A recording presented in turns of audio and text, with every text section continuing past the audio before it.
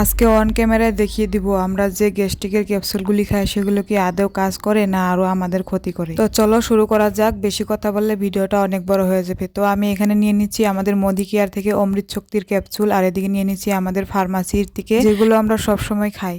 তো এখানে আমি দুটো গ্লাসে জল নিয়ে নিয়েছি, তারপরে দিয়ে দিব বেটাডেন। এটাকে আমরা শরীরটাকে বানাবো। তো বেটাডেনটা দেওয়ার কারণ হচ্ছে আমাদের শরীরের ভিতরে অনেক নোংরা থাকে, তো তার জন্য এটা আমি দিয়ে নোংরা করে নিলাম। এখন দুটো ভালোভাবে মিক্স করে নিলাম, তারপরে দিয়ে দিব যে দোকান থেকে আমরা কিনে আনি ক্যাপসুলগুলো, ওগুলোকে।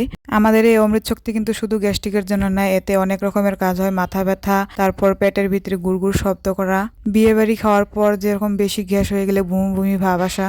তো ওটা তো আমি দিয়ে দিয়েছি, একটু ফাটিয়ে দিলাম ওটাকেও, যে ভিতরে দানা দানা থাকে ওগুলো যেন গলে যায় তাড়াতাড়ি। আর আমাদের এটাকেও একটু ফাটিয়ে দিয়ে দিলাম। তো তোমরা নিজের চোখে দেখে নাও, এটাকে একটু নেড়ে ছেড়ে দিলাম, ওটাও নেড়ে ছেড়ে দিলাম। কোনটা ভালো রেজাল্ট আসে তোমাদের সামনে অন ক্যামেরায় আজকে দেখিয়ে দেবো। তো দেখো আমরা দোকান থেকে আনাটা কিন্তু আমি অনেক থাম ধরে নাড়াচাড়া করছি। দেখো ভিতরে দানাগুলো কিন্তু এখন অবধি গলে না, আর এটাকে কিন্তু আমি বেশি নাড়াচাড়া দেইনি, তাও দেখো কি পরিষ্কার হয়ে গেছে। তো আমাদের পেটটা দেখো কোনটাই বেশি ভালো পরিষ্কার করে।